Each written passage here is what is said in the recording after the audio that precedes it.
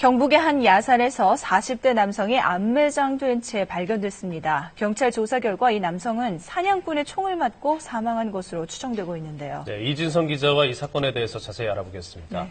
지금 사건이 발생한 지 한 달 정도 지났거든요. 아직 아무런 단서가 없다면서요? 네, 그렇습니다.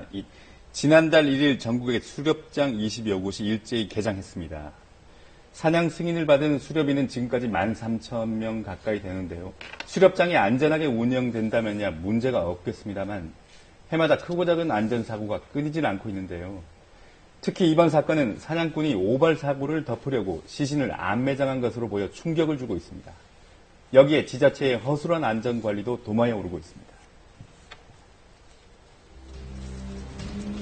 지난달 5일 경북 청송의 한 마을 뒷산에서 암매장된 남성이 발견됐습니다. 흙과 낙엽으로 덮여있던 시신은 46살 이모 씨. 이 씨는 지난달 2일 더덕을 캐러 산에 갔다가 실종된 상태였습니다. 1시 39분에 통화했는 그 기록은 나와요. 우리 그날 이제 회식을 하기로 해가지고 빨리 내려와가 우리 산으로 오라라고 전화를 그렇게 2시 07분 돼가부터 전화가 안 됐었어요. 이 씨는 결국 그날 회식에 참석하지도 않았고 귀가하지도 않았습니다. 회사에서 전화가 왔어. 출근을 안 해서 전화를 했다 이거는. 그래 내가 우리가 바로 신고했지. 이 씨는 수색을 시작한 지 사흘 만에 결국 시신으로 발견됐습니다. 참 묻어놔가지고 이 시기네 이거 뭐. 그래도 어이가 없지 뭐. 우리가 얘가 이리 죽을 줄 몰랐지. 왜 그랬는지 사람을 왜 그랬는지. 그런데 시신 발견 당시 이 씨는 몸 여러 곳에 총상이 나 있었습니다. 옆구리에서 총알이 이제 탁 지나갔는데 3발은 관통돼버렸고 6발 박혀 있었고. 주민들의 증언에 따르면 이 씨가 실종되던 날 마을에 여러 발의 총소리가 들렸다고 하는데요. 총소리 많이 났어요. 그날 사고 나는. 6발, 2발, 저희가 사람한테 방이 가까이에 있다 보니까 소리가 선명하게 들리죠. 국가수의 부검 결과 이 씨는 한 번 총을 쏘면 10개의 탄환이 발사되는 사냥용 산탄총에 맞은 것으로 드러났습니다. 그 상황으로 봐 엽사들에 의한 오인 사격으로 사망하자 사체를 은닉한 것으로 보고 이 씨가 숨진 채 발견된 산은 지난달 1일 개장한 수렵장이었습니다. 개장 첫 주말이어서 사냥을 하러 온 사람들이 꽤 많았다고 하는데요. 참 많이 들어왔어요. 토요일날. 아래 콩들러 간다고 가니 차야 개야 사람이야 부글거리가. 그렇다면 범인은 누굴까요? 사냥을 하러 온 사냥꾼들의 이야기를 들어봤는데요. 사람이 그러는 게 아니고 이거는 돼지 포수가 목을 서가 있다가 낙엽이 좀 이런 식으로 많이 떨어진 상태이기 때문에 개하고 돼지가 내려온다 하면은 뭐 소리가 나죠. 소리만 듣고 뭐 닥칠 수도 있고요. 경찰은 사건 당일 군내 경찰관서에서 총기를 받아간 사냥꾼 170여 명과 다른 지역에서 총기를 받아 이곳에 사냥을 하러 온 120여 명을 집중 조사했지만 단서를 찾지 못했습니다. 벌써 한 달이 됐는데요. 경찰은 주변 CCTV도 분석하고 시신의 산탄 자국을 토대로 탄환의 종류를 조사하는 등 수사를 확대하고 있습니다. 그런데 유가족이 분통을 터뜨리는 다른 이유가 또 있다고 합니다.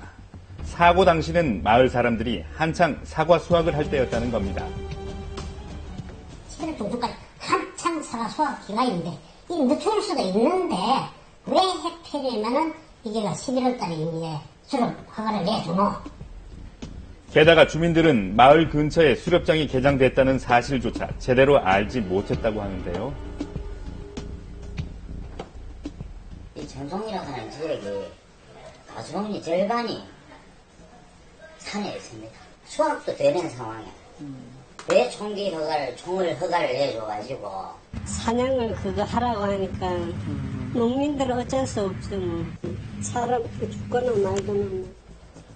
청송군은 뒤늦게 내년부터는 수렵장 개장 시기를 조율하겠다는 입장을 밝혔습니다. 안 그래도 다음에는 저희가 이제 그거를 고려를 해갖고 명부에 그래 승인을 받으려고 그러거든요. 지금 어차피 해버리는 건 지금 방법이 없잖아요.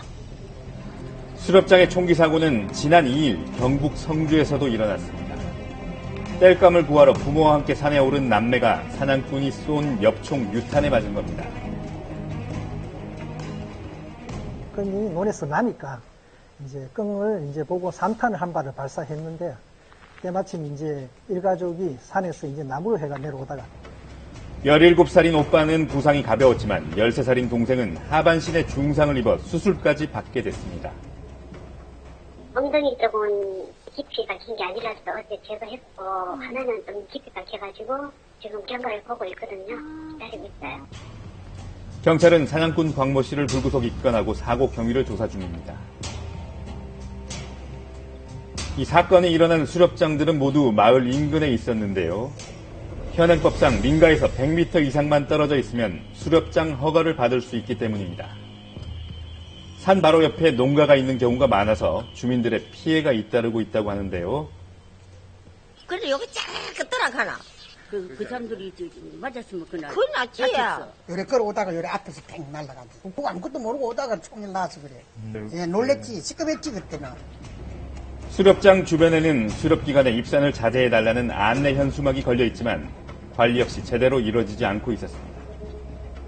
강압적으로 전 국민을 산에 못 들어가게 그렇게 통제할 수 있는 것도 아니고요.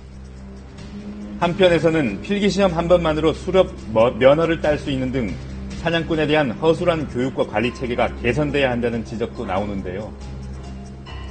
자동차 운전면허 시험 같이 실기시험이 좀 추가가 돼서 검증된 사람으로 역사를 배출해야 이런 안전사고를 막을 수 있습니다.